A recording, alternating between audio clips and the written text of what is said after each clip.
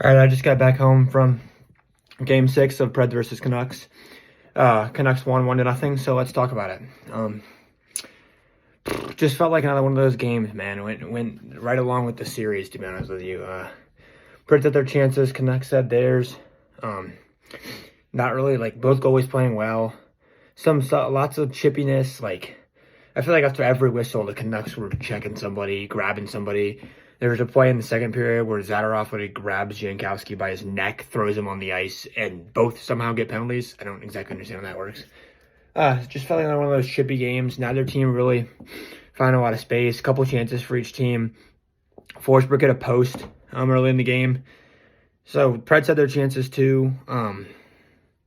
Silov's how you say it, just played really well. UC also played unbelievably well. If that's UC's last game in a Preds uniform, it's gonna be a really sad way to end it. Starting off, Preds came out kind of hot. The crowd got into it. The crowd was great tonight. I think there were 4 standing O's from the crowd. Just unbelievable atmosphere. People just, they showed up. The Preds kind of used the energy, built off of it, had their chances. Whenever the crowd was into it, the Preds seemed to play a lot better. So crowd definitely impacted the game. Another sad loss. The Preds are now 5-11 in their last 16 playoff home games. That's never going to cut it. You got to win your home games in the playoffs.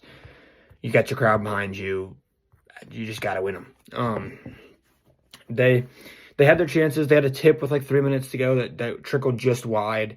The play at the end, I don't know if, I'm assuming everyone's seen it. Nyquist has to score there. I mean, he has the whole cage. Doesn't score. Puck comes back out to OC. He misses high. That can't happen. I mean, just killed themselves in this game.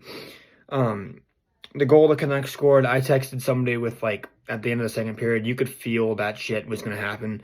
Canucks score another dog shit goal where it's a turnover that gets thrown out front. It gets tapped in the goal and goes, I mean, basically the story of the series. Preds have the high danger chances. Canucks have a couple chances. One goes in, they lose a game.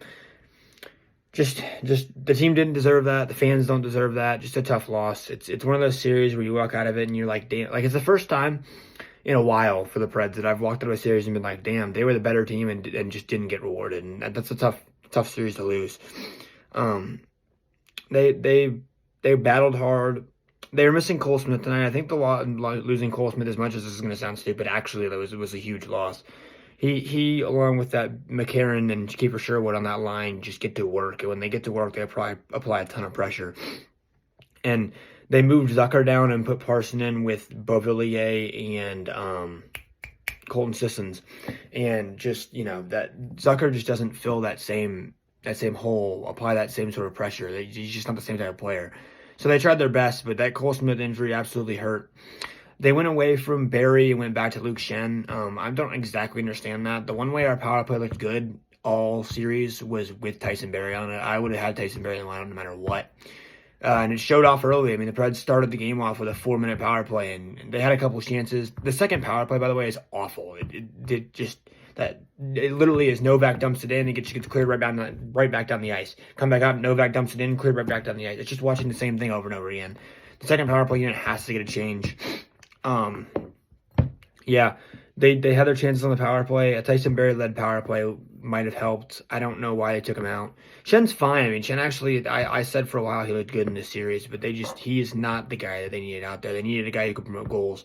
Defense had not really been their issue. UC looked good in Game 5. I would have gone back to the more offensive attack, and if you lose 5-4, that's much better than the way you lost 1-0 tonight. I compared it a lot back to Game 6 of the 2017 Stanley Cup Final. Just Preds had their chances, a little bad bounce that then ends up in the goal, and that's how you lose. It's a tough way to lose a series.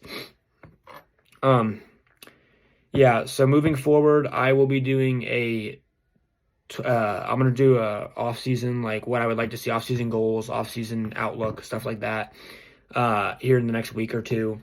Just talking about the off-season. I want to, if I can, I don't have AHL TV, but I do want to follow the Admirals a little bit. I'd love to see what the Admirals do. The Admirals winning the Calder Cup would be kind of cool. They have the talent to do that. So hoping the Preds send back down Parsonen, send back down Delgaizo, Stasny, all those people, and just let them play, because they could make a run. So let's let the Admirals go for the Calder Trophy. Be a big Admirals fan. So I'll have to do an Admirals recap. I'd like to go through the offseason, a little bit of offseason goals, what I would do with some of the UFAs, RFAs, how I would spend cap room, looking forward to next season, where they kind of are. I'd love to talk about some draft prospects too, just kind of what to do in the offseason while we're looking at the playoffs.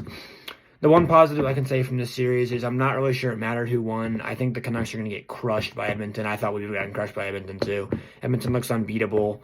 Both teams' power play has been awful, and the only way to stop Edmonton is to out special teams. You have to be better on special teams, which, as I just said, both power plays have been awful. So the Edmonton special teams is going to run away with it. But should be a fun series. Let's get Canada on Canada. I don't think the Preds were going to win the next round anyways, and they definitely weren't going to win the round after that. They're not beating any of the Avalanche Stars or Golden Knights, so that didn't really matter. Yeah, just a tough way to end the season. Tough loss tonight. Hopefully the boys bounce back. The one very, very, very positive I can say from this season is the Preds found their coach and they found their GM. Barry Trotz and Andrew Burnett turned this team around. It was a lot better. Lots and lots of progress. And once they brought in the system come January, this team was not a great hockey team, but they were a good hockey team. I mean, the 18 game point streak obviously, inflates that a little bit. But even before that, they were playing better hockey. They were generating chances. The rush chances were there. They got away from that game a little bit in the playoffs. But once they got back to it, game 3, game 4, they were playing their hockey and they were generating chances. Game 5, even they had some chances. So this team, Brunett's system works. And I think a lot of people blame Brunette that shouldn't.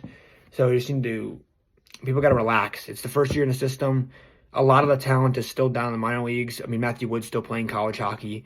The talent is coming. We got to wait on it. And in all honesty, once the talent gets here, I think this rush system will work even better. And Brunette kind of showed this year when people buy in, it can go a long way. Anyways, with that being said, I will see y'all next week for an off-season outlook, hopefully talking about some of the prospects, how the Admirals are doing, stuff like that. And that will do it for this game recap. Peace.